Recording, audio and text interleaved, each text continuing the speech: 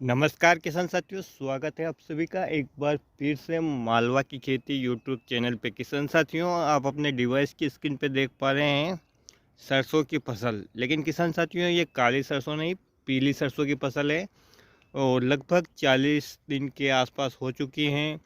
फूल आने की अवस्था शुरू हो चुकी है, जैसा आप देख पा रहे हैं। किसान साथियों, ये बहुत ही कम समय की फसल है और यदि इसे सही समय पर यानी सितंबर में 15 सितंबर के आसपास लगा दिया जाए किसान साथियों, तो किसान भाई पछेती गेहूं की फसल भी इस फसल की जगह ले सकते हैं। लगभग 90 से 95 दिन की फसल इसको माना जाता है और हमारे क्षेत्र में इसकी खेती एग्रीमेंट से होती है, यानी जिस कंपनी का बीज लगाया जाता है वो कंपनी इसे खरीदती भी है उचित रेट पर। काली सरसों से इसका भाव ज़्यादा रहता है। पैदावार लगभग बराबर या थोड़ी सी कम होती है, ये आपके खेत की मिट्टी के ऊपर डिपेंड करता है कि वो कितनी उर्वरक शक्ति रखती है।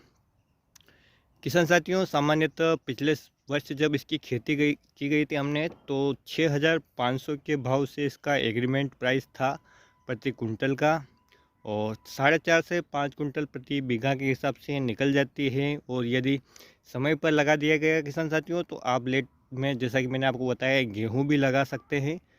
तो ये फसल बहुत ही अच्छी है और बहुत ही कम पानी की आवश्यकता होती है। खेत बिल्कुल मिट्टी हल्की है, बिल्कुल ढलान वाला खेत है किसान साथियों, कि आज सिंचाई की तो कल आप जूते पहन के पूरे खेत में घूम सकते हैं।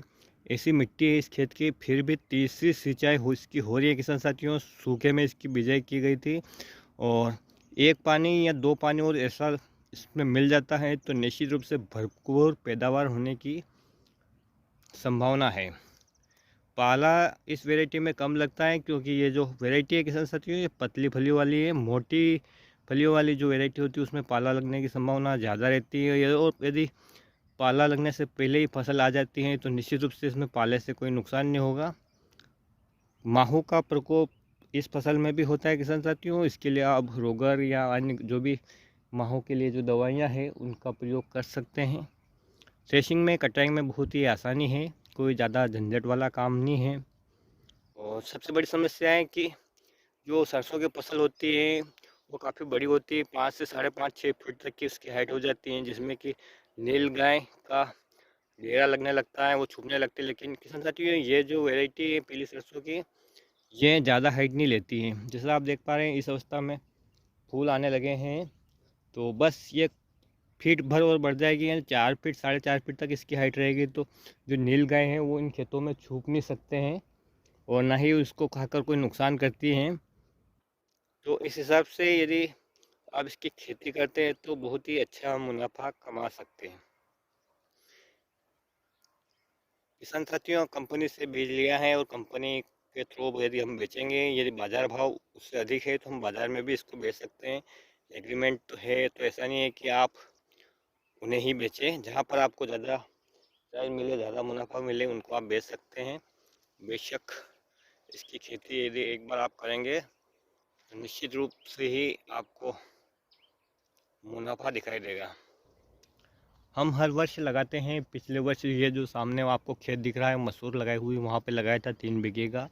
और ये जो खेत है इसमें इस वर्ष लगाया है 2023-24 में, और ये 1 हेक्टेयर का है किसान साथियों, यानी कि 4 बीघा हमारे क्षेत्र में होता है। मंदसौर ज़िले में ये खेती हो रही है किसान साथियों। और हर वर्ष थोड़ी थोड़ी इलाका में हम इसको लगाते हैं। काली सरसों भी लगाते हैं, पीला सरसों लगाते हैं, मसूर लगाते हैं, लहसुन और गेहूँ वगैरह सभी प्रकार की फसलों का थोड़ा थोड़ा रकबा हम अपने क्षेत्र में लगाते हैं। तो किसान साथियों, यदि इस फसल से संबंधित आपका कोई सवाल है तो आप कमेंट में पूछ सकते हैं। बहुत ही अच्छी फसल है। और यदि आपके पास कोई सुझाव हो तो भी आप कमेंट के ज़रिए हमें बता सकते हैं, तो निश्चित रूप से हम यदि अन्य किसान भाइयों के साथ उसे शेयर करेंगे तो उन्हें भी लाभ होगा।